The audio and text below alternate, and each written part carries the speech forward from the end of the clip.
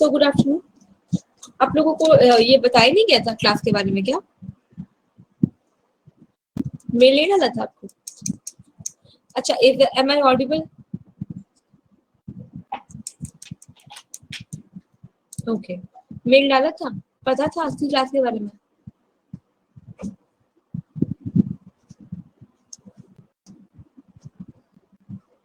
क्योंकि फिर सारे दिख नहीं रहे, फिर अलग से फिर बताओगे कि ये नहीं है।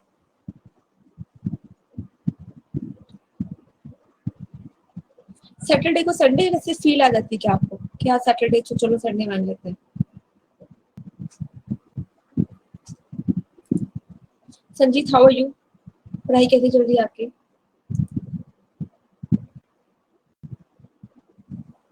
क्या सारे दिन के संडे जैसे हैं मैम आजकल? क्यों संडे को जब सारे दिन संडे जैसे नहीं थे तो आप संडे को क्या करते थे?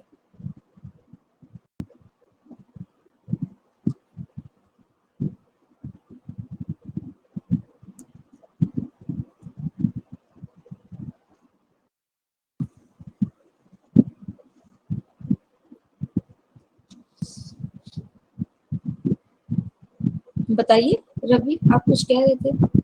आपका तो नाम ही रवि, आप ही के नाम से तो रविवार नहीं हुआ था?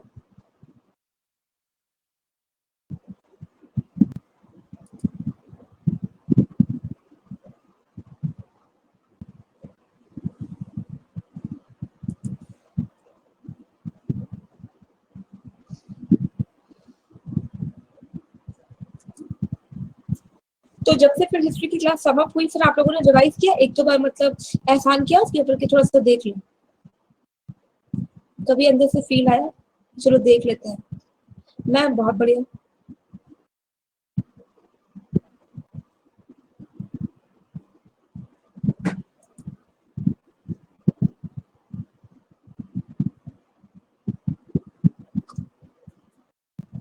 एमसीक्यू किए थे?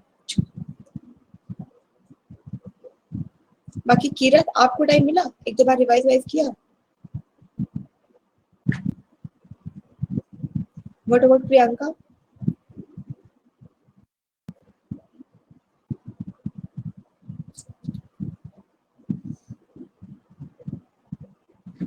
सेल्फ स्टडी कितनी देर की हो जाती है आपकी अपार्ट फ्रॉम क्लासेस? क्लासेस की टाइमिंग क्या है, कितनी देर की क्लासेस होती है? आई गेट 2.5 घंटे की क्लासेस भी होती है आपके दिन टोटल? एग्जाम्स के बाद करेंगे? कब है एग्जाम्स आपके? आप ईसीई के स्टूडेंट है ना, बीटेक के?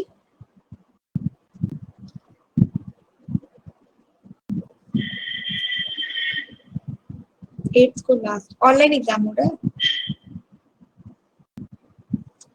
अच्छा, सीएस के?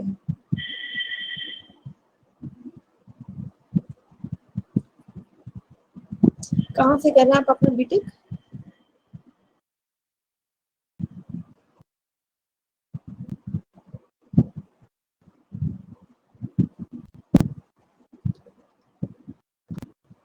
एक कोई हमसे भी कर रहा है ऋतिक?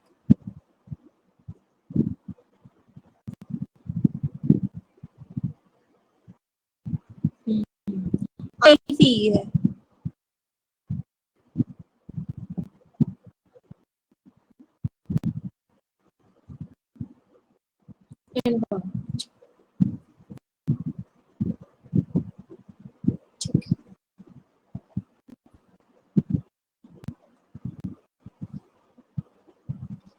पहले क्वेश्चंस कर लीजिए फिर टॉपिक पढ़ते हैं।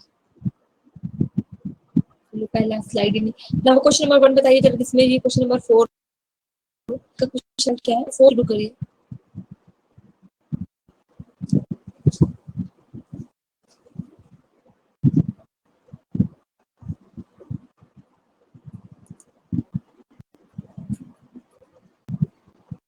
फिफ्थ नहीं, फोर्थ पूछा है। संजीत,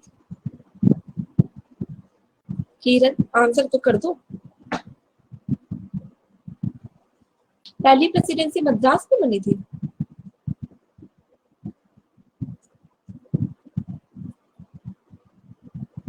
बंगाल में बनी थी पहली? सूरत में बनी थी पहली? कहाँ बनी थी? प्रेसिडेंसी पूछ रहा है ना यार। तो सूरत में कहा उनकी पहली फैक्ट्री सूरत में खुली थी। प्रेसिडेंसी, 3 ही प्रेसिडेंसी तो थी, बंगाल, मद्रास और बॉम्बे। अब बताइए क्या होगा इसका? सूरत होगा।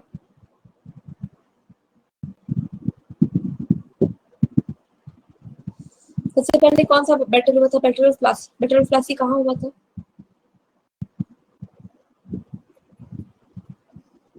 बैटल ऑफ प्लासी कहाँ हुआ था? मद्रास में कि बंगाल में? तो फिर कहाँ प्रेसिडेंसी खुलेगी?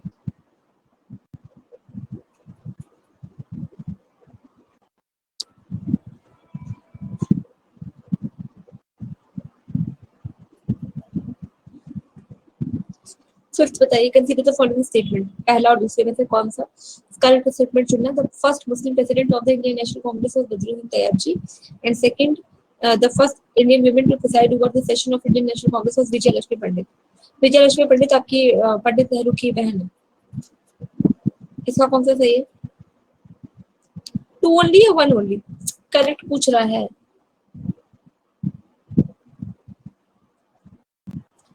माय वॉइस इज ब्रेकिंग, रुको देखो।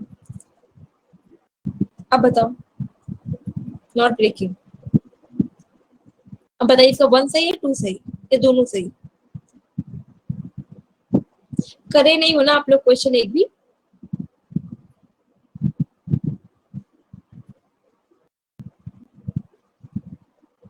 सेकंड है मैम। क्या सेकंड करेक्ट है? करेक्ट पूछ रहा है। Only one correct. तो फिर सबसे पहली कौन सी वुमन है? सरोजनी नायडू करेक्ट। विजया लक्ष्मी पंडित आपकी वो थी, पहली राजदूत थी इंडिया की चाइना में।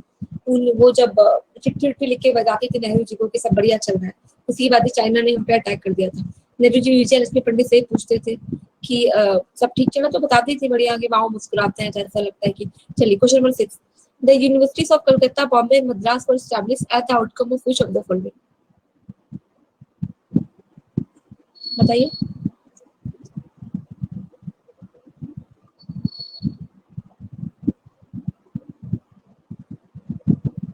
Would dispatch. वुड डिस्पैच को और क्या कहते हैं? Magna carta. क्वेश्चन नंबर 7 बताइए, which British officer suppressed the revolt of 1857 in Jhansi? Good evening. ये तो गुड इवनिंग, ये तो सबको पता होगा जिसने जीटीवी देखी होगी। बताइए। क्वेश्चन नंबर 7 का आंसर जनरल ह्यूरो सी। केसरी हिंद किसको दिया था? मतलब केसरी हिंद का टाइटल लॉर्ड लिटन के टाइप पे किसको?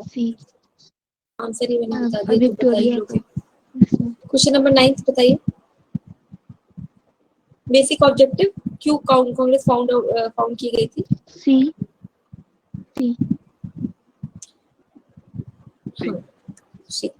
क्वेश्चन नंबर 10 बताइए, which of the following classes were benefited by the permanent settlement of Bengal? Zamindars. 11 बताइए, who of the following proposed to observe the day of the partition of Bengal as the day of fasting? Fasting किसने बोला था? B Surendra नाथ बनर्जी। 13, ये अगली slide कैसे से slide आ गई है? The annulment of partition of Bengal was done by? Ma'am C नहीं है, 11 पे कुछ सी नहीं है।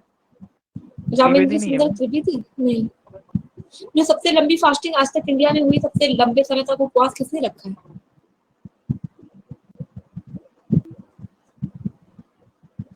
अब तक इंडिया में सबसे बड़ी फास्टिंग किसकी है?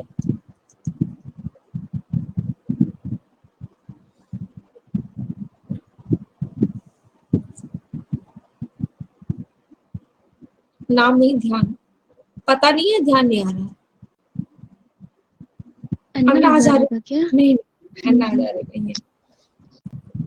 जतिन दास ने रखा है, वो भी अंग्रेजों के टाइम पे। और अभी तो मुझे लगा था आप इरोम चाउस शर्मिला का नाम बताओगे। चलिए ये क्वेश्चन बताइए, the annulment of partition of Bengal was done by? Lord C है क्या? क्या? सी। अरे एनमेंट का मतलब क्या होता है? उसको जोड़ने का काम करजन ने तो किया था।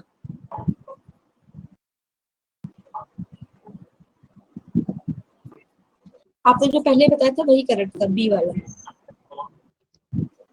Next question, which of the following governor general was impeached for the charges of corruption? Corruption के चार्जेस किस पे लगे थे? B Warren Hasting. Warren Hastings. अगला, which of the following governor general was impeached? अरे again वही question.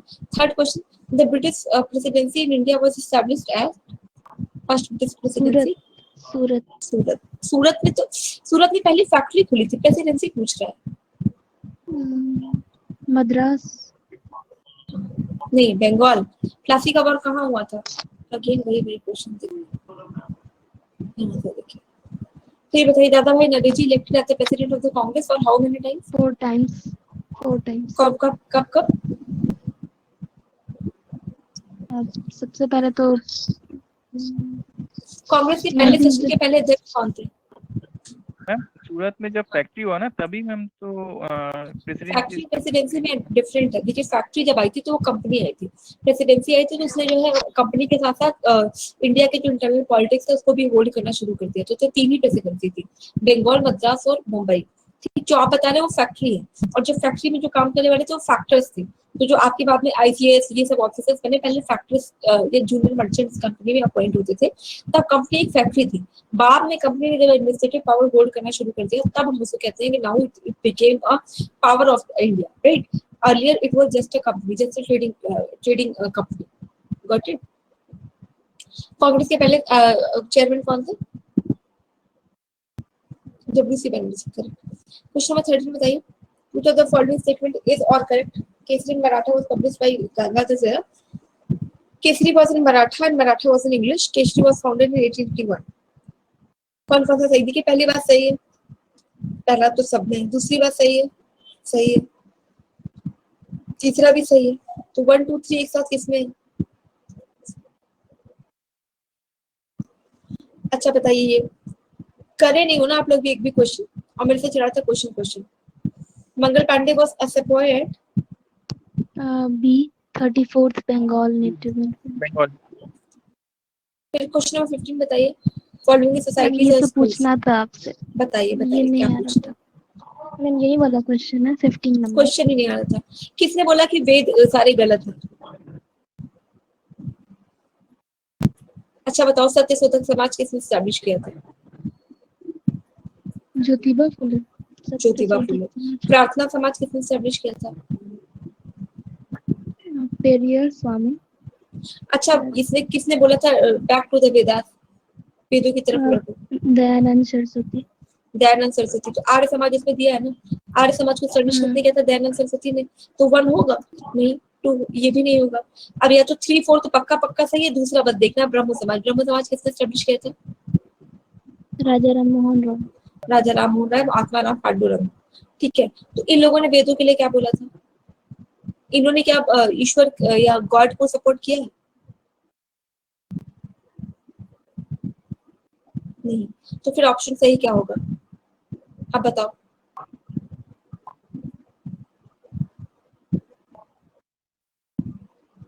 B में 2 भी है, 2 सही होगा या सी सही होगा? क्या ब्रह्मो समाज ने कभी भगवान को सपोर्ट किया है?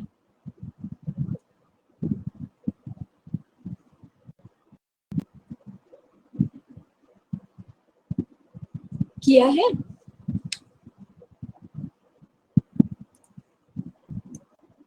ब्रह्मो समाज बेसिकली एक आत्मा उसकी बात करता था। बाकी इन्होंने वो सब किया था ना, कि जो उन्होंने बोला था कि पूरे हम अपने जो हमारे इंडियन टेक्स्ट हैं उनको पढ़ना चाहिए, अपने धर्मों की तरफ अपना चाहिए। तो ये सारी चीजें तो आपके राजा राम मोहन राय ने कही थी ना? यस और नो? संजीत? Yes ma'am. कही थी। तो बताइए सही ऑप्शन क्या होगा? बी की सी? 3 4 तो पक्का सही। 2 को देखे क्या लग रहा है?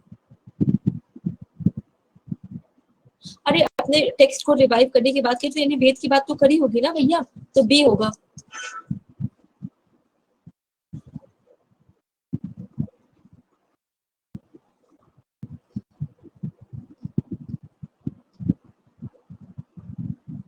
समझ में आ रहा है प्रीति? यस मैम, ये वाला कंफ्यूजन था, हो गया। ठीक है, कौन फेवर में नहीं था किसके?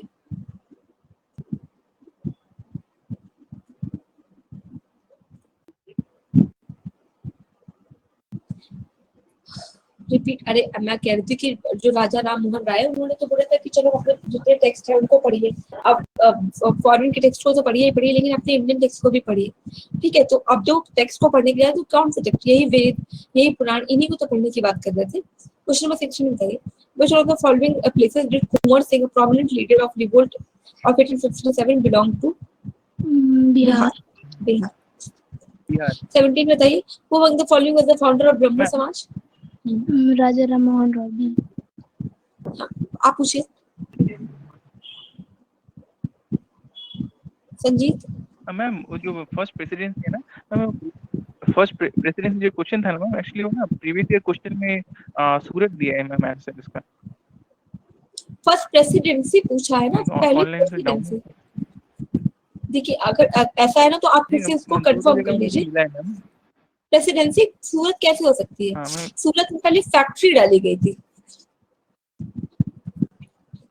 देखो सूरत में पहले फैक्ट्री, जब जहांगीर के टाइम पे ये लोग आए थे तो वहां पे पहले फैक्ट्री डाली गई थी। प्रेसिडेंसी तो 3 ही थे।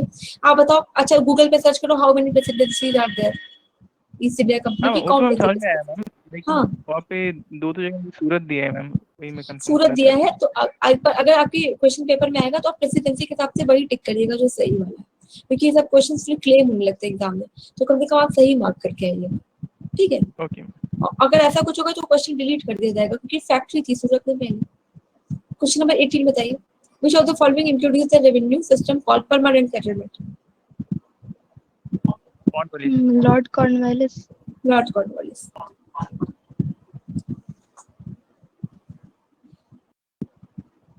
फैक्ट्री, अरे अच्छा डालो, what is the first factory of East India company? आपको लग रहा है तो आप सूरत टिक कर लो, but this is not Surat presidency. Presidency तो 3 ही थी, आपको भी पता। अच्छा बताइए, गीता राज से लिखिए।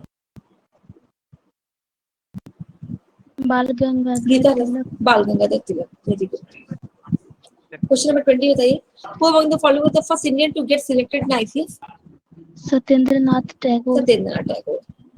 Satyendranath Tagore. The first Englishman to preside over a conversation was George यूलियस। George. Last question number 22, Pingali Venkaiah is related to which of the following? Indian national flag Indian national इन्होंने फ्लैग डिजाइन किया। इसके अलावा इंडियन कॉन्स्टिट्यूशन में भी बहुत सारे pages हैं जिसका डिजाइन उन्होंने किया हुआ है। क्वेश्चन नंबर 23 बताइए, the main key note of the reform of Lord Dalhousie was which of the following?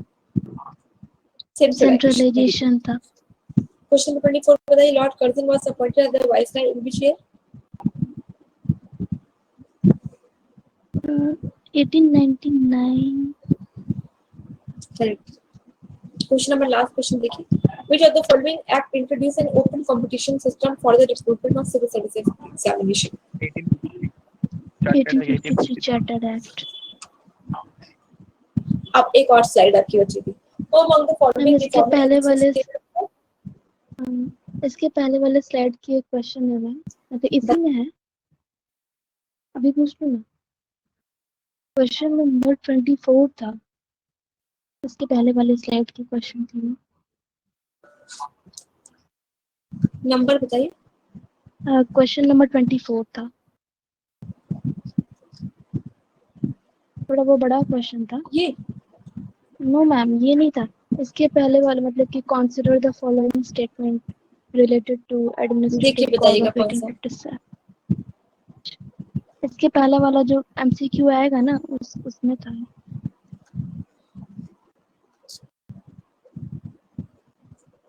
ये है क्या? नो मैम ये नहीं है।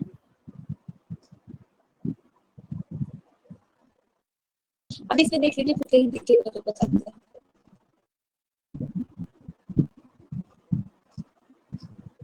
चलिए बताइए, who among the following reformer associated with the passing of widow remarriage act? Raja Ram Mohan Roy.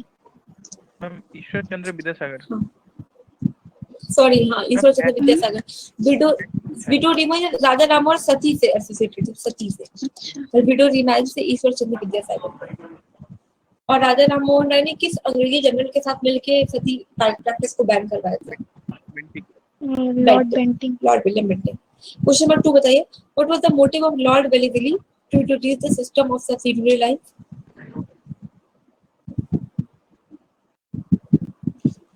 Subsidiary line क्यों लाया था? इम्प्रूव करना चाहता था? बिल्कुल भी नहीं। प्रिवेंट डिसलॉयलिटी हो सकता है। Tone of British Indian administration, ये भी नहीं। प्रिवेंट द फ्रेंच, नहीं, ताकि जो लोग हैं वो डिसलॉयल ना हो पाए ब्रिटेन के अगेंस्ट, जो भी ब्रिटेन वाले चाहे वो कराते हैं। क्वेश्चन नंबर 3 देखिए, which of the following was associated with प्रार्थना समाज? प्रार्थना समाज से आपका नाम पांडुरंग, बिल्कुल भी नहीं। कौन है इसका?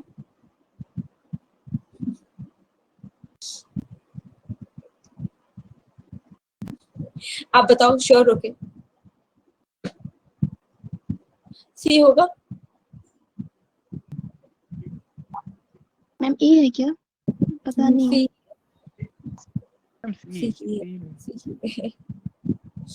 Which of the following leader was one of the following member of the Muslim League? Founding member. Salimullah. Salimullah या आगा खान? सलीमुल्लाह थे। आगा खान तो पाकिस्तान जब बनना तो तब आए थे।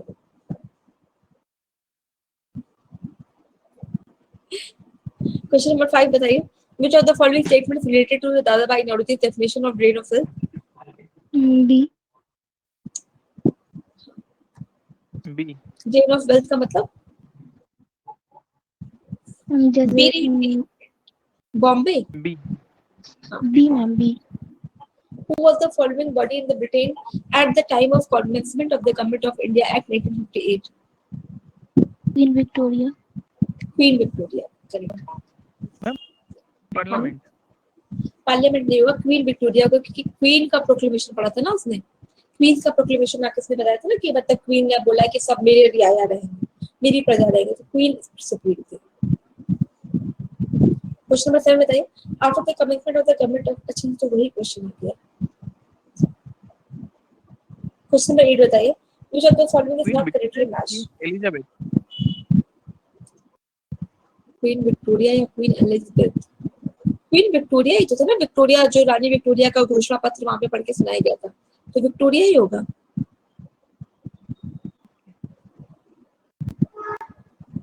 ओके, देखिए क्वेश्चन नंबर क्या है, हाँ विक्टोरिया ही होगा, नॉट एलिजाबेथ। 7th क्वेश्चन, हाँ क्योंकि वो विक्टोरिया को उसने प्रोक्लेमेशन पढ़ा था ना, क्वीन विक्टोरिया को इसने केसरी हिंद भी दिया था। After the commencement of the Government of India Act, who was named, who was to British Governor General of India? क्या बन गया था वो? वाइसरॉय। क्वेश्चन नंबर 8 बताइए, कौन सा नहीं सही मैच है?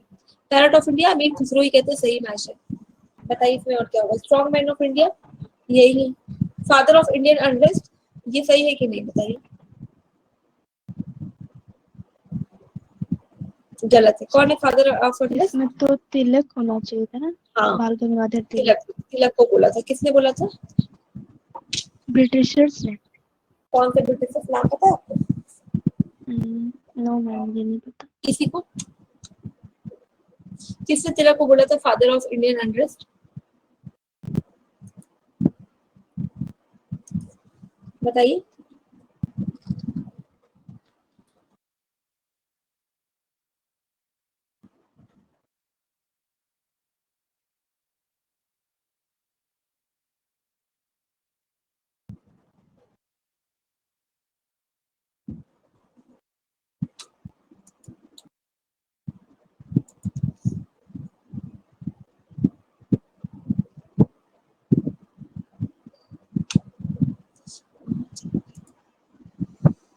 नहीं, वी चिरोल ने बोला था। V Chirol, V Chirol, V CHIROL लिख दो। चिरोल ने बोला था। Next question, who was the governor general where Pindari had created havoc in central India by indulging in large scale looting? Lord Hasting, B. Lord William Bentinck. William Bentinck ने ही पिंडारी को खत्म किया था। बेसिकली पिंडारी को सपोर्ट कौन करता था, तो शिवाजी राव भोसले यानी मराठा सपोर्ट करते थे। क्वेश्चन नंबर 10 बताइए, which of the following leader was associated with home rule? बाल गंगाधर तिलक। बाल गंगाधर तिलक। अब सेक्शन रीजन बताइएगा। The permanent settlement is said to have initially resulted in increased agricultural production. यहाँ पे लिखे why. Why? क्या इसका आंसर आपको रीजन दे रहा है? In this system, विकास यहाँ पे हो why, तो यहाँ पे because in this system जमींदार could keep for himself any increase in the rental of his estate. बताइए। Increased production हुआ था, क्यों? ट्रू है लेकिन उसका और उसको वो करेक्ट डिफाइन है। नहीं होता है। तो क्या होगा इसका सही? बी। अगला क्वेश्चन बताइए, question number 12 again section B से। East India association in London was organised by Dadabhai Naoroji, और क्यों? क्योंकि वो ब्रिटिश ओपिनियन को इन्फ्लुएंस करना चाहते थे। अब क्या सही होगा? दोनों तो ट्रू है और उसका करेक्ट एक्सप्लेनेशन भी है। भी करना है, बिल्कुल, तो ए हो जाएगा। क्यों आपने सी क्यों मार्क किया? 13th बताइए। Consider the following statements causes for the failure of Great Revolt of 1857.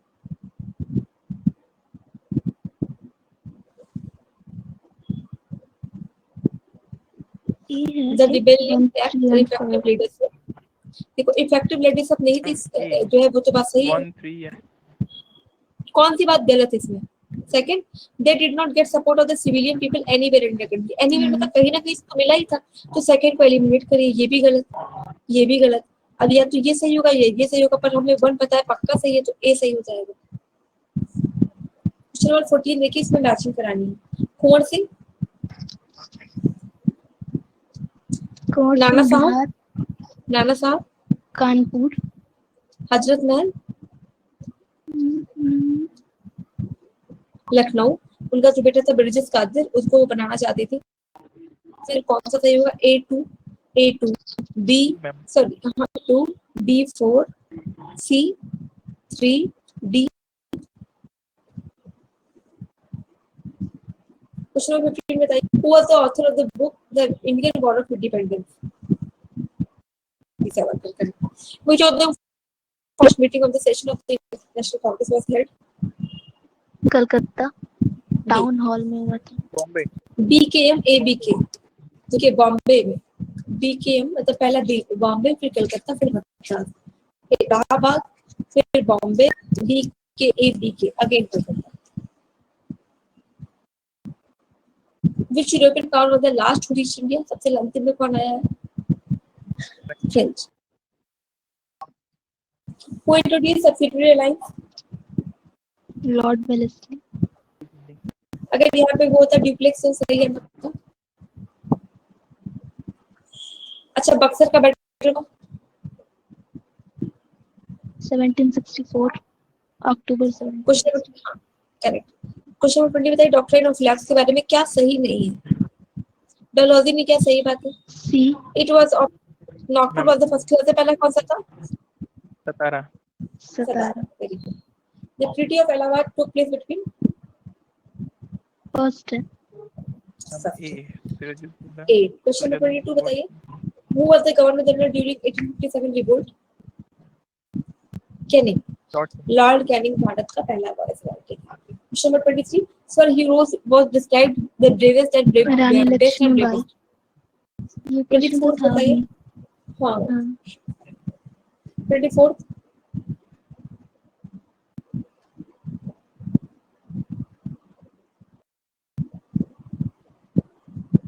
हाँ मैम यही क्वेश्चन था, यही तो क्वेश्चन था आपसे।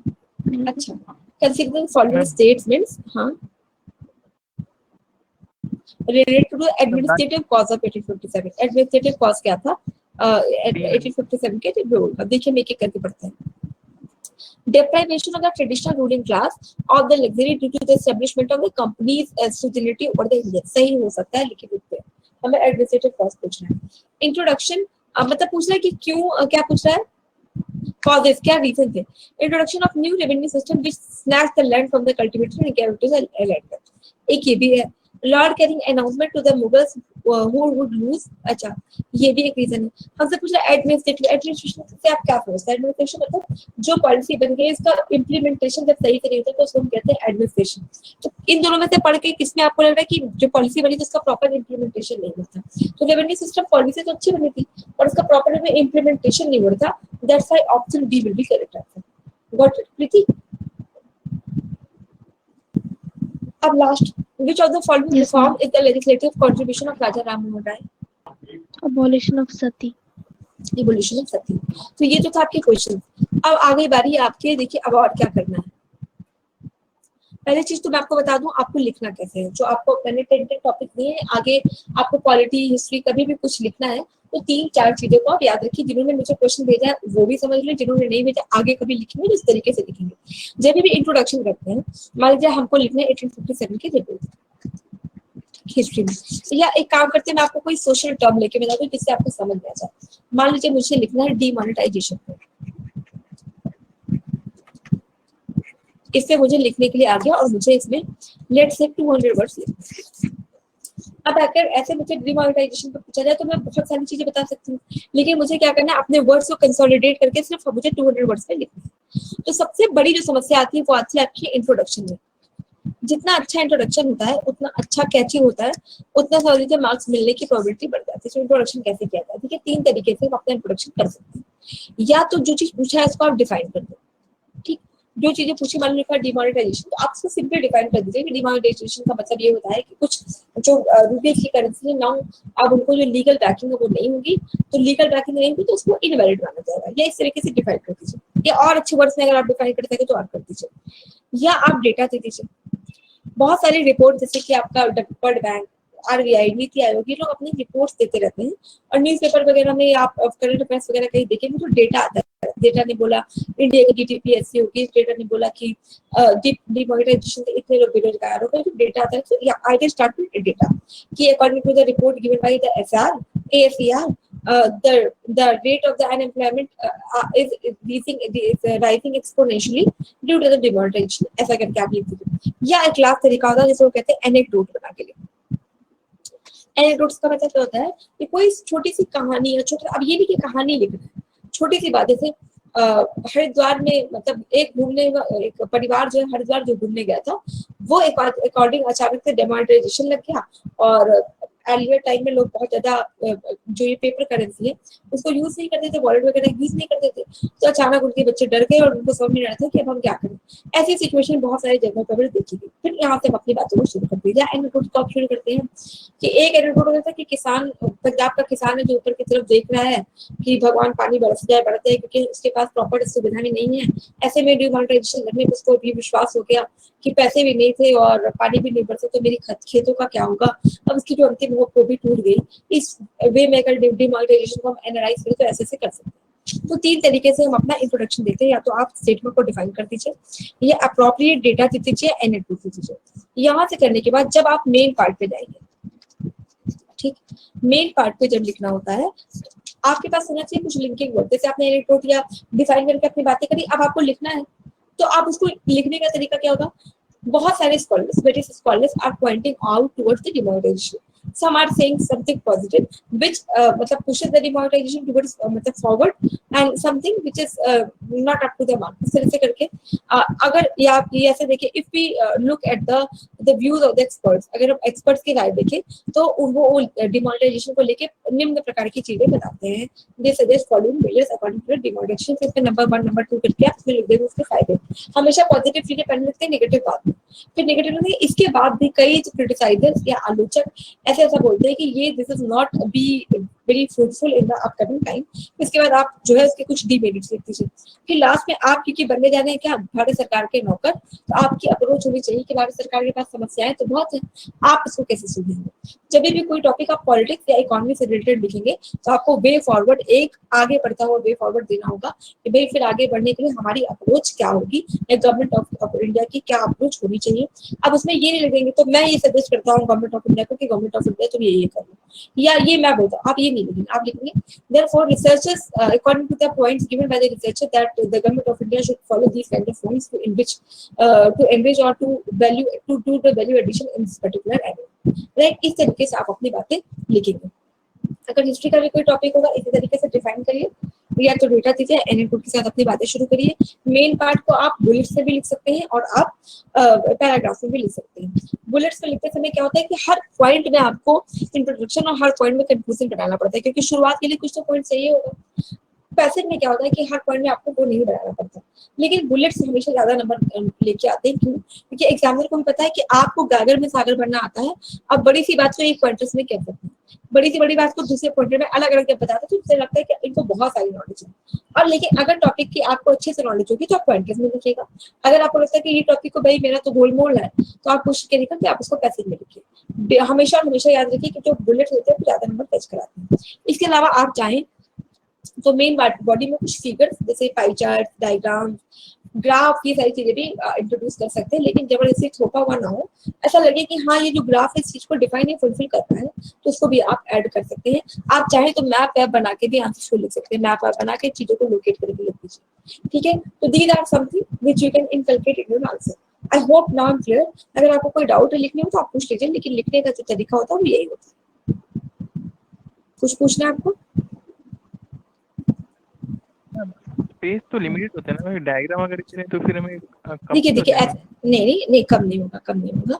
हमेशा अगर आप डायग्राम में वो चीजें थोड़ी बना देंगे, मतलब डायग्राम देखिए कहाँ बनता है, जहाँ पे बहुत सारी बातें आपको लिखने के लिए, और बहुत सारी बातें आप लिखने के बाद ना तो आपके पास समय है और ना जो कैपेसिटी बच्चे लग रही थी इतने क्या लिखने, तो वहां पे बहुत डायग्राम हेल्प करता है। जैसे मान लो कि क्रूशियल चीज है, मान लीजिए कि आपको टूरिज्म दिखाना है, तो टूरिज्म में जरूरी है कि आप डायग्राम बना दें। तो यहाँ पे ऐसे ये बनाया कि ये जो साउथ इंडिया है ये मेडिकल टूरिज्म के लिए बहुत इंपॉर्टेंट है, ये जो नॉर्थ इंडिया है ये आपके टेम्पल और इसके लिए बहुत इंपॉर्टेंट है। ठीक है, तो तब वहां पे तो आपके नंबर थोड़े से बढ़ जाएंगे। आपको पाई चार्ट बनाना, तो आप जैसे मान लीजिए कि आपको लिखना डिमोनेटाइजेशन का जो इफेक्ट है वो किन किन एरियाज में ज्यादा पड़ा, तो जिनका ज्यादा पड़ा उनको थोड़ा सा ज्यादा एंगल दे दीजिए, जिन पे कम पड़ा उनको थोड़ा सा कम एंगल दे दीजिए। तो जहां आपको लगता है कि आपको अपनी बातें देने में मतलब प्रॉब्लम हो रही है, तो बहुत सारी बातें आपकी बातें बताने के लिए there you can use pie charts and graph. और क्या है, अगर कोई ऐसा टॉपिक है जिसकी नॉलेज ही बहुत कम हो और फिर भी लिखना हो, तो ठीक है, तो फिर देखिए कुछ टॉपिक्स ऐसे होते हैं, जैसे मान लो बता देते हैं, मान लीजिए कोई टॉपिक है जिसकी हवा ही नहीं लग रही, लेकिन क्या लिखे। सपोज कि कोई टॉपिक आ गया, लेट से इकोनॉमी हो गई, आपकी इकोनॉमी की क्लासेस हो गई, हुई है, ये सुनो चल रही है, अच्छा चलो ठीक है चलेगा, इसका मतलब अभी पता नहीं होगा। suppose you will have to write about the monetary policy of RBI। आपको RBI की monetary rules के बारे में सब कुछ पता चल गया, monetary rules पढ़ाया अभी नहीं पढ़ लिया, अरे यार। मान लो कि आपको लिखना है गांधी नेहरू के बारे में, तो आप लिख ही लेंगे। मान लीजिए आपको लिखना है सी राजा गोपालाचारी के बारे में, ठीक, सी राजा गोपालाचारी के बारे में आप सब कुछ पता है नहीं, लिखना है। आपको सी राजा गोपालाचारी के बारे में इतना पता होगा कि इंडिया के बस इतना पता है कि फॉर्मूला दिया था उन्होंने, फर्स्ट वॉइस लाए थे, बस इतनी बातें पता है। अब 200 वर्ड्स में अगर हमें लिखना होगा, तो अब ये मत लिख दीजिएगा उसमें कि अच्छे आदमी थे, अच्छा होगा तो सब अच्छा होगा। मतलब you will have to start with modern India से। आप मतलब जब किसी व्यक्ति विशेष के बारे में पूछा जाता है, स्टार्ट कंपेयरिंग, आप उसकी कंपेरिजन किसी से कर दीजिए। अब आपको पता है कि राजा गोपालाचारी इतने इंपॉर्टेंट होते तो जरूर इंडिया में आपने कई बार पढ़ा होता, तो आपको पता है कि बहुत ज्यादा कंट्रीब्यूशन उनका रहा नहीं होगा, लिमिटेड कंट्रीब्यूशन रहा है। तो वहां से अपनी बातें शुरू करिए कि इंडिया तो हमेशा इंडिया द लैंड की, जहाँ पे हर किसी ने कलेक्टिव होके हमें आजादी दिलाई है, सबका अपना अपना कंट्रीब्यूशन रहा है। गांधी, नेहरू, ये वो सबके नाम लिखे, उसमें भी C Rajagopalachari is one of them, जिन्होंने ये सारी चीजें पॉलिसी को बनाई। अब देश को आजाद करने के बाद जरूरी था कि देश में शांति भी बनी रहे, तो देश में शांति बनी, अब उसको जितना ज्यादा आप जोड़ सकें देश में शांति बनी रहने के लिए जरूरी था, क्योंकि उसने उस समय मुस्लिम लीग इस पे जिद पे अड़ गई थी, इंडियन भी चली रहे थे, राइट। मुस्लिम को ये भी चाहिए, मैं वॉयलेंस बढ़ गया था जस्ट बिकॉज ऑफ डिवीजन। ऐसे में, ऐसी कठिन परिस्थितियों में, ऐसे हार्डशिप टाइम में भी सी राजा गोपालाचारी ने अपना फॉर्मूला दिया, जो फॉर्मूला हमें इंडिया को कहीं ना कहीं उस वॉयलेंस से रोक सकता था। फिर वो फॉर्मूला ऐसा था, फिर आप तो बताइए, फिर उसके बाद वो फॉर्मूला ऑल्दो नहीं माना गया, बट वो अपने एक रिवोल्यूशनरी आइडिया था। फिर इसी उनके मतलब इतना सारा उनके देखते हुए इंडियन गवर्नमेंट ने भी उनको अवॉइड किया, वो भारत के पहले वॉइसराय बने। उसके बाद कोई ऐसा पर्सन नहीं मिला जो इंडिया का वॉइसराय बने, तो उनके साथ ये पोस्ट खत्म कर दी गई। इस वे में आप लिख सकते हैं, गॉट इट। और आप क्या पूछ रहे थे 1858 के रिवोल्ट में किस तरह से डायग्राम का यूज कर सकते हैं, देखिए बताते हैं कैसे। 1858 के रिवोल्ट में डायग्राम का यूज करेंगे ऐसे। 1858 का रिवोल्ट के लिए आपने मैप बनाया, झांसी का यूपी, यूपी में लिखिए, जहाँ पे झांसी और झांसी की रानी लक्ष्मीबाई। लखनऊ के पास जाइए, बेगम हजरत महल। बिहार के पास जाइए, कुंवर सिंह। इस तरीके से आप बना देंगे मैप। किस अंग्रेजी ऑफिसर्स ने क्रश किया? यहाँ पे यूरो, यहाँ पे मतलब कानपुर में कैम्पबेल। इस तरीके से आप मैप बना सकते हैं।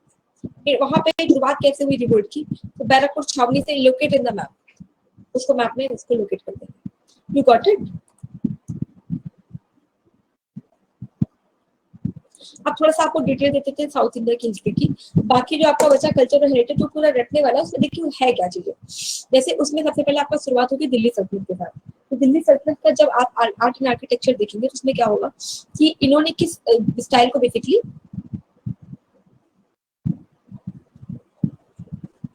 नहीं इतना ही बहुत है, कंप्लीट मैप बनाने की जरूरत नहीं, आप इतना बना सकते हैं। बहुत अंदर से एकदम लग रहा है कि मेरी आर्ट देख ले एग्जाम में, तो ऊपर इतना कर दीजिए, ठीक है?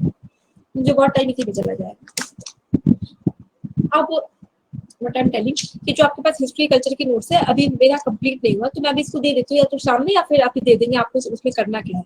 इंडो इस्लामिक स्टाइल, मतलब कि जब दिल्ली सल्तनत आई तो दिल्ली सल्तनत से पहले भारत में हिंदू लोग थे, तो सारी चीजें हिंदू स्टाइल में बनती थी। जैसे हिंदुओं में मंदिर बनाने की 3 स्टाइल है, एक को कहते हैं नागर स्टाइल, एक को कहते हैं बेसर स्टाइल, और थर्ड को कहते हैं द्रविड़ स्टाइल। नॉर्थ इंडिया में मतलब हिमालय से लेके जो आपका वो नर्मदा वाला रीजन है, वहां तक जो मंदिर बनते हैं, यानी यहाँ से लेके नर्मदा वाले रीजन तक जितने भी मंदिर बने हैं, इनको हम नागरा स्टाइल कहते हैं। बीच में जो है इसको बेसरा स्टाइल कहते हैं। फिर गोदावरी से लेकर जो साउथ तक है, इसको हम नागर, द्रविड़ और द्रविड़ स्टाइल कहते हैं।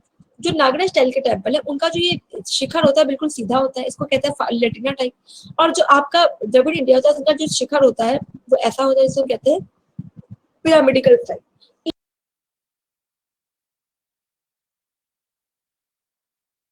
आपका एक शीट में इंपॉर्टेंट चीज आएगा कि नागर, बेसर और द्रविड़। मैंने आपको बताया द्रविड़ क्या होता है, द्रविड़ सॉरी बेसर क्या होता है, जिनमें इन दोनों की कैरेक्टरिस्टिक्स हो, तो उनका जो शिखर होता है वो लाइक दिस होता है, ठीक है? तो ये सारी चीजें आपको आपकी शीट में मिलेंगी कि भाई ये पर्टिकुलर टेम्पल किसने बनवाया, ये पर्टिकुलर टेम्पल किसने बनवाया, तो हिंदू राजाओं का, तो ये समझना है। मिडिवल सेक्शन में जैसे आपका मोहम्मद गजनवी, मोहम्मद घोरी, ये सवाल लगते हैं, तो उनका कल्चर का भी आपस में रिलेशन होता है। तो कल्चर मिलके फिर आपका इंडो इस्लामिक स्टाइल इमर्ज होती है इंडिया में। Am I visible?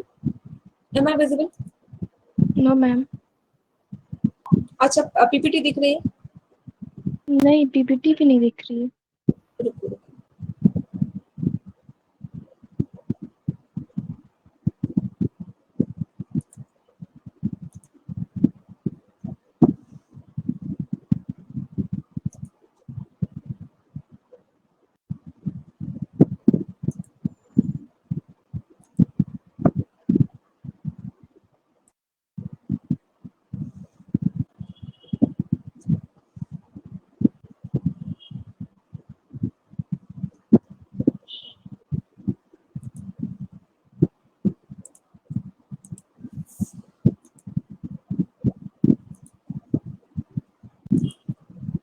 अभी थोड़ी देर में वो शेयर हो जाएगी। तो ये सारी चीजें आपको बेसिकली आपकी पीपीटी में मिलेगी। फिर किस हिंदू राजा ने क्या बना, फिर जैसे ये लोग आते हैं इंडिया में, तो इंडो इस्लामिक शैली का निर्देश होता है, जिसमें कुछ इस्लाम की भी चीजें थी और कुछ इंडिया की भी थी। तो इस्लाम ने इंडिया में क्या रिप्रेजेंट किया है, जैसे मीनार, जैसे गुम्बद, ये सारी चीजें इंडिया में नहीं थी। मिनरेट्स का कॉन्सेप्ट, गुम्बद का कॉन्सेप्ट, मेहराब का कॉन्सेप्ट, जो जैसे आप मुस्लिम आपने कभी दीवाने आम दीवाने खास देखा होगा, तो इस तरीके से बना होता है। इसको हम कहते हैं मेहराब, मेहराब दीवारों पे बना होता है। तो इसके बाद ये सारी चीजों को कैसे, जालीदार चीजें, जो इस्लाम होता है मूर्ति पूजा को बैन किया गया है, तो मूर्ति पूजा की जगह वो अपनी दीवारों पे कुरान की आयतें लिखाते थे। तो वो फेमस से कुतुब मीनार किसने बनवाया, ये जितना दिल्ली सल्तनत से रिलेटेड है। उसके बाद आपका मुगलिया सल्तनत से ये जितने भी आर्किटेक्चर रिलेटेड है वो पढ़ना होगा। फिर पेंटिंग, जैसे शाहजहां ने कौन सी पेंटिंग बनवाई, जहांगीर ने आपकी कौन सी पेंटिंग बनवाई, वो सारी पेंटिंग। फिर उसके बाद आपने देखा होगा कि मुगल्स टाइम पे संगीत यानी म्यूजिक को भी बहुत ज्यादा बढ़ावा दिया गया था। तो किसने कौन सा गाना गाया है ना, कौन सा गाना वाना किसने गाया, ध्रुपद किसने रिप्रेजेंट किया। उसके बाद एक चीज और आपको पढ़ना है वो है डांस फॉर्म। डांस फॉर्म जैसे जितने भी आपके शास्त्रीय क्लासिकल डांसेस है, वो कहाँ के डांसेस है। तो कुचिपुड़ी कहाँ का है, कथकली कहाँ का है, बहुत सारा कुछ रीजनल डांसेस का नाम, जैसे जात्रा बंगाल का, ठीक है। तो वो सारा कुछ आपको पढ़ना होगा, वो सारी की सारी चीजें आपके पास सही रहेंगी, उसमें कुछ भी नहीं, आपको 2-3 रीडिंग करेंगे तो लग जाएगा। तो पेंटिंग, और उसके बाद कुछ ड्रामा आ गए, जैसे ड्रामा मतलब पांडे भगत ऐसा कुछ करके, पांडवानी है ना, ये महाराष्ट्र का, तो ये सारा कुछ आपको रटना होगा बस, और कुछ भी नहीं। इसके अलावा उसके अपार आपका हिस्ट्री में मिडिवल सेक्शन से कुछ भी नहीं बचेगा। कुछ चीज आपकी कुछ 20 या 22 पेजेस की होगी, एक दो बार पढ़ लेंगे तो वो रट जाएगा। अब थोड़ा सा साउथ इंडिया देख लेते हैं। साउथ इंडिया किंगडम से जो आपके क्वेश्चन आते हैं, बेसिकली देखिए साउथ इंडिया का किंगडम वो किस तरीके का है कि साउथ इंडिया बहुत फ्रेगमेंटेड रही है। जैसे नॉर्थ इंडिया में पूरा पूरा मुगलिया सल्तनत, पूरा आपने देखा दिल्ली सल्तनत, एंशिएंट इंडिया में देखा चंद्रगुप्त मौर्य, हमेशा क्या है टूटती रही है, ठीक है। तो आर्यन नॉर्थ में साउथ में आर्यन कोई एक्सप्रेशन नहीं होता, 18 रुपीज का रोल हम नहीं देखते हैं। साउथ हमेशा जो है एक सामंती तो का एक सिस्टम था। सामंती मतलब लोकेशन देखेंगे तो यहाँ चोल पांड्या, फिर पांडव कोई सामंत था, सामंत का नाम था विजय, इसने क्या किया, इनको किल किया और खुद बन गया। तो शायद हमेशा आप देखेंगे सामंत लोगों ने ही इनको चलाया है। पहली दूसरी चीज इसमें याद रखिएगा, दूसरी इंपॉर्टेंट चीज ये है कि लोग हैं वो से रिचेस्ट, क्यों उनकी लैंड का जो साइज था वो बहुत बड़ा होता था इन कंपेरेटिव टू नॉर्थ इंडिया, इसीलिए हर जो किसान और वहाँ पे खेती करने वाले लोग थे वो थोड़े बड़े जमींदार हुआ करते थे। इसीलिए तो सामंत मतलब फ्यूडल लॉर्ड्स, फ्यूडल लॉर्ड्स।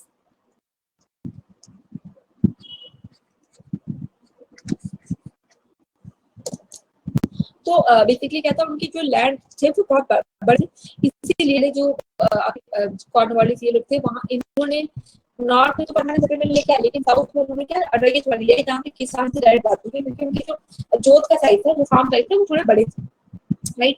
अब जो थर्ड कंसेप्ट आपको ये याद रखना, थर्ड कंसेप्ट क्या था, थर्ड कंसेप्ट में ये था कि जब ये जो साउथ के लोग हैं ये लोग अपने लाइफ के लास्ट टाइम में, यानी जो है ना ब्रह्मचर्य गृहस्थ वानप्रस्थ संन्यास, संन्यास के टाइम में जब ये लोग जाने लगते थे तो अपनी प्रॉपर्टी सोचते थे किसी धर्म कर्म की जगह पर देके जाए।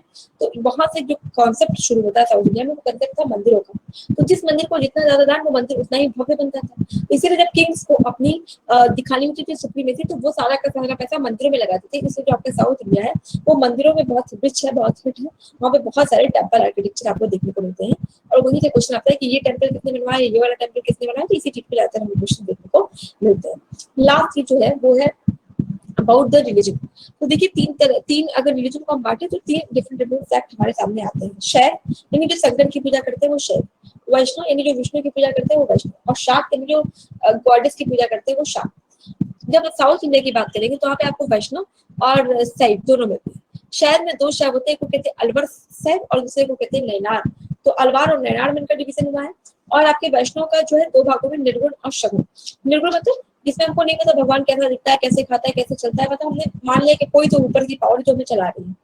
और सगुण मतलब जब हम भगवान को एक आई नो, जैसे कृष्ण भगवान हमने देख लिया कि वहां अपने बांसुरी है तो माखन खाते हैं, ये वो सगुण भक्ति, ठीक है। तो इसके बेसिस पे आपको पता होगा कि आपके जो शंकराचार्य है उनका जो इमरजेंस है वो साउथ इंडिया से ही रहा है। तो साउथ इंडिया से बेसिकली इन सारी चीजों का इमरजेंस रहा है। इस्लाम का अगर बात करूँ तो इस्लाम की जो चीजें इमर्ज हुई है वो आपके बंगाल से मिली। बंगाल में आपका समा जलाना, मस्जिद चलाना, ये सारी चीजें बंगाल में होती है। लेकिन अगर हिंदू धर्म की बात करें तो साउथ इंडिया से वो धीरे धीरे करके फैला है।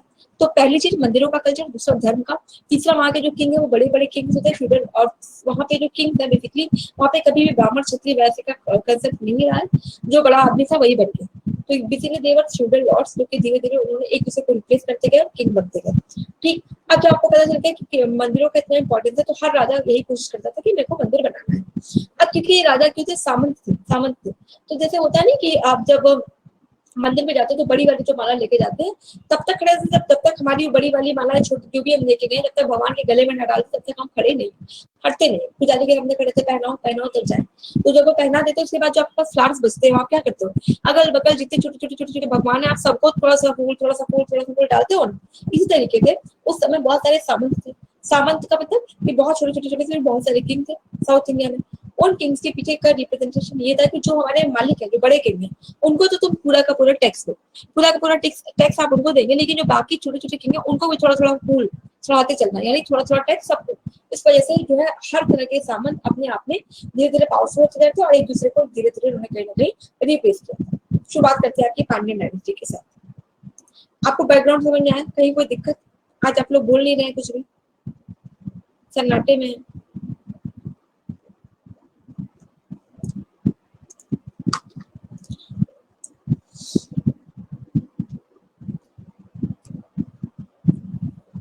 देखिए ये वाला जो जगह है,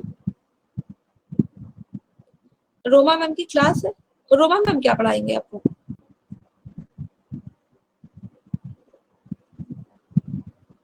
अच्छा मीटिंग है, कितने बजे से?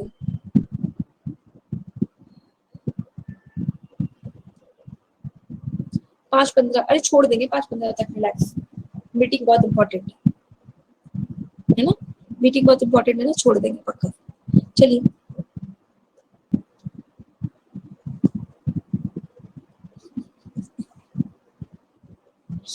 ये जो जगह है यहाँ पे आपकी पांड्यन डायनेस्टी में रूल किया था। तो पांड्यन कौन है?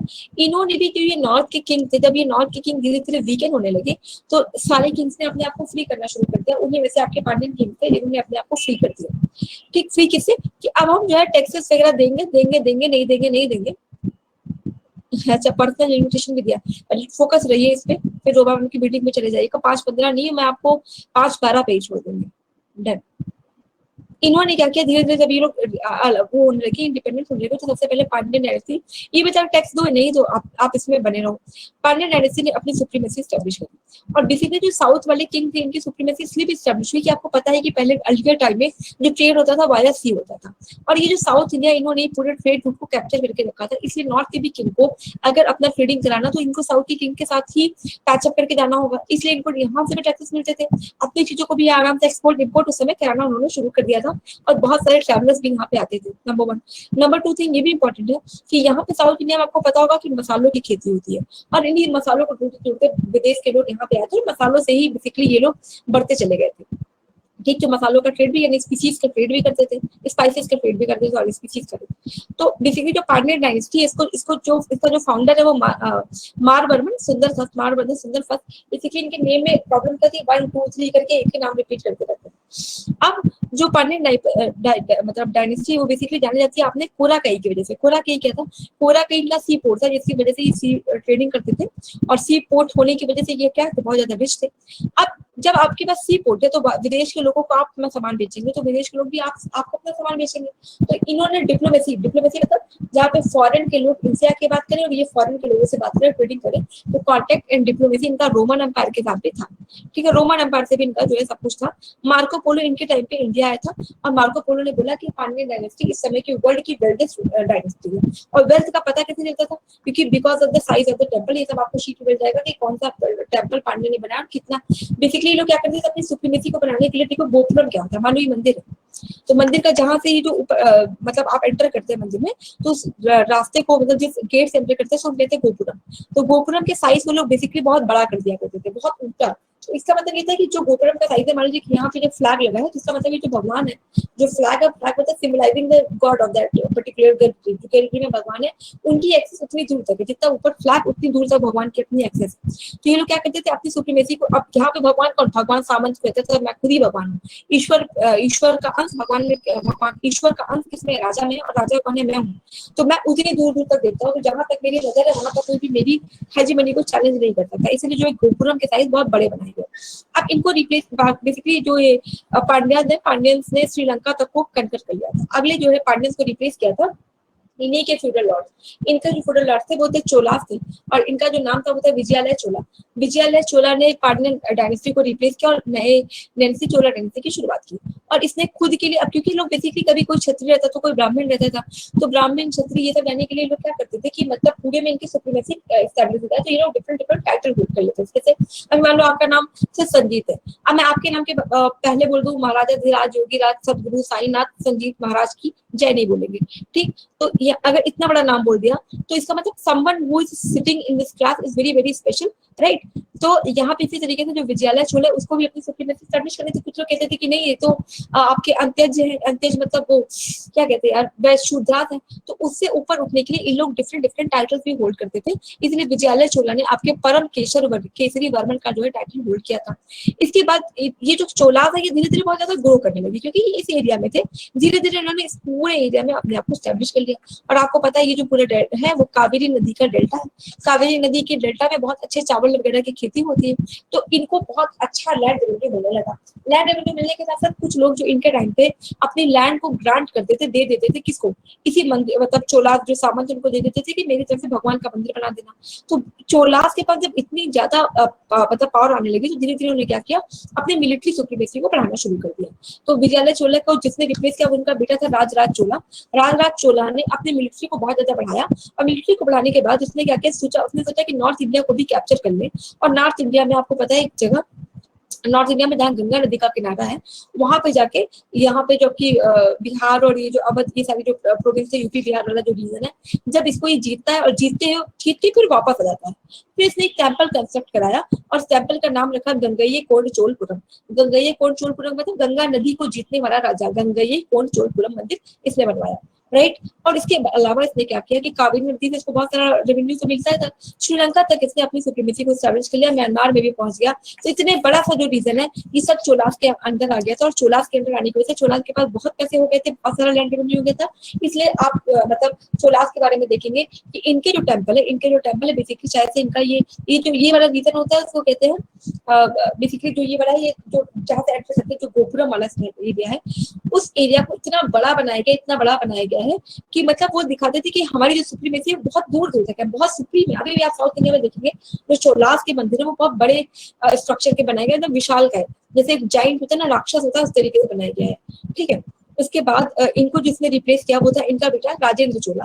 फिर राजेंद्र चोला ने श्रीलंका और यहाँ तक की जो चीजें उनको कॉन्कर करी थी। फिर चोला डायनेस्टी को जिसने रिप्लेस किया वो है आपका चेर डायनेस्टी। चेर पढ़ने, इन्हीं को बेसिकली पढ़ना होता है। चेरा डायनेस्टी को उनके टाइम पे कहते हैं संगम एज कराई गई थी। संगम एज का मतलब होता है, संगम मतलब होता है वो जैसे गंगा यमुना का संगम होता है प्रयागराज में, सेम वे संगम लिटरेचर है। संगम लिटरेचर पे इन लोगों ने बेसिकली डिस्कस किया है, और संगम लिटरेचर के बारे को पढ़ के हमें साउथ इंडिया के बारे में बहुत सारी चीजें पता चलती हैं। तो इनका जो फेमस राजा था उसका नाम था सेंगाटू कुट्टुबन या चेंगू कुट्टुबन, जो इनके राजा थे।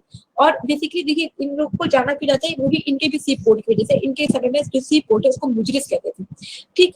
और इन्होंने जो मतलब इनके टाइम में क्या होता है कि रोमन ने एक टेम्पल बनाया था जिसको ऑगस्टस टेम्पल कहते हैं, और वो रोमन गॉड थे जो चेरा के टाइम पे बने थे। बेसिकली जो चेरा डायनेस्टी को आपने ये तो समझ लिया कि ये जो है एक दूसरे को रिप्लेस कर करके बनते जाते थे, लेकिन सबसे ज्यादा जो इनको जाना जाता है बिकॉज ऑफ मीटिंग। और जो है संगम लिटरेचर इन्होंने लिखा, उसमें दो बुक का नाम बहुत ज्यादा फेमस है। एक बुक का नाम है सिलापद्दिकारम और दूसरी बुक का नाम है मणिमेखले। तो सिलापद्दिकारम और मणिमेखले इनके टाइम पे लिखी गई है, और इसी टाइम पे जो पोर्ट है, पोर्ट अरिकामेडु नाम का एक पोर्ट था, सॉरी चेरा के टाइम पे नहीं, पल्लवों के टाइम पे अरिकामेडु नाम का पोर्ट था, अरिकामेडु। ये सारे लोग अपने पोर्ट वोर्ट की वजह से जाने जाते क्योंकि ट्रेडिंग कर लेते थे। यहाँ पे जो पोर्ट है उसी समय जो संगम लिटरेचर के बाद जो बुक लिखी गई, दो बुक का नाम याद रखिएगा, सिलापद्दिकारम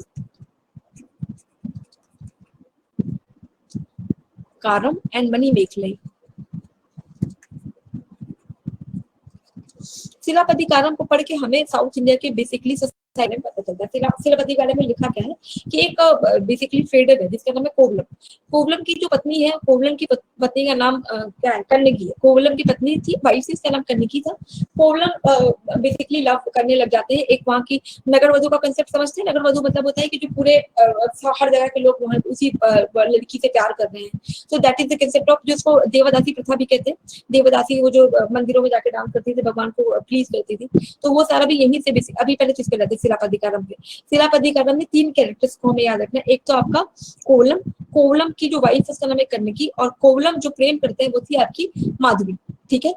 उसके बाद क्या होता है कि बेसिकली जब पूरी सोसाइटी को पता है कि now Kovalam is loving Madhavi, उससे क्या होता है कि पूरी सोसाइटी अगेंस्ट हो जाती है, because society is not supporting that thing. तो कोवलम के अगेंस्ट में केस होने लगता है। तो कन्नगी सामने आती है और वो बोलती है कि क्योंकि ये इसने जो क्राइम किया वो मेरे अगेंस्ट किया, तो उसको जो दंड देने का, पनिश करने का राइट है वो सोनली मेरे पास है, ठीक है। तो कन्नगी ने अपने जब हस्बैंड उनको बरी किया, उसके बाद फिर कोवलम को छोड़ देती है। तो this is the story of Silappatikaram. Silappatikaram की ये स्टोरी, जिससे हमें सोसाइटी का पता चलता है कि सोसाइटी में ऐसी चीजें भी चला करती थी, या सोसाइटी कितनी फ्रैंक थी, लिबरल थी, नहीं थी, ये सारी चीजें सिलापद्दिकारम में है। मणिमेखले उसकी आगे की कहानी है कि जो कोवलम और माधवी की जो बेटी होती है उसका नाम मणिमेखले, और मणिमेखले के बारे में अलग से बुक लिखी गई है। इन दोनों बुक्स को पढ़ के हम पल्लवा डायनेस्टी और साउथ इंडिया के बारे में जान पाते हैं। इसके अलावा जो इंपॉर्टेंट चीज हमें याद रखनी है साउथ इंडिया के बारे में वो है उसके राइटर्स। उनके जो राइटर्स है वो तेवरा, अपरर और सुंदरन, समंदर, सॉरी तेवरा, अपरर और समंदरन इस समय के ऐसे राइटर्स हैं जिन्होंने लिटरेचर में बहुत अच्छा काम किया है। जैसे हमारे यहाँ पे वो है ना आपके तुलसीदास, सूरदास, रविदास, जितने भी दास परिवार है, इसी तरीके से इनके जो है ये रहे हैं। और उसके बाद जो इम्पोर्टेंट चीज है इसमें याद रखना है वो है वैकुंठ पेरुमाल का टेम्पल। वैकुंठ पेरुमाल का टेम्पल पल्लव डायनेस्टी ने बनाया और नंदी वर्मा ने बनाया हुआ है इसको। ये सारी कौन सा टेम्पल किसने बनाया, ये सारी चीजें आपको शीट से लेके रख लेंगे। फिर इंपॉर्टेंट चीज है विजयनगर एम्पायर। विजयनगर एम्पायर के बारे में आपने तेनालीराम का नाम सुना होगा। तेनालीराम जो है इसी एम्पायर से बिलोंग करते थे। Krishnadevaraya, one of the finest ruler of our country, वो उन्हीं ने विजयनगर साम्राज्य की स्थापना की थी। बेसिकली जो विजयनगर है उसको हरिहर और बुक्का, हरिहर एंड बुक्का नाम के दो भाइयों ने विजयनगर जो एम्पायर इसको बनाया था। लेकिन लेटर फेजेस में कृष्णदेवराय उसके एक इंपॉर्टेंट किंग बनके निकलते हैं, क्योंकि इन्होंने उड़ीसा तक अपने जो पावर उसको किया था और राज मतलब उड़ीसा, विजयवाड़ा, राजमुंद्री सबको इन्होंने अपनी कंट्री में मिला लिया था। और इस समय जो कृष्णदेवराय इन्होंने अपनी जो एस्टैब्लिशमेंट है, अपनी जो रिलेशन है, वो पुर्तगालियों से भी बनाई थी। इसके अलावा इनके समय में आपको इंपॉर्टेंट याद रखना तालीकोटा का वॉर। तालीकोटा का वॉर हुआ था। आदिल शाही, निजाम शाही, कुतुब शाही, बड़ी शाही, सब जो है बेसिकली सारे लोग कलेक्टिव और उधर से कृष्णदेवराय इन्होंने सबको डिफीट किया। तो विजयनगर एम्पायर के बारे में भी आपको याद रखना है। Basically these are the South Indian history. बाकी आपकी शीट के भी क्वेश्चन कर दिए।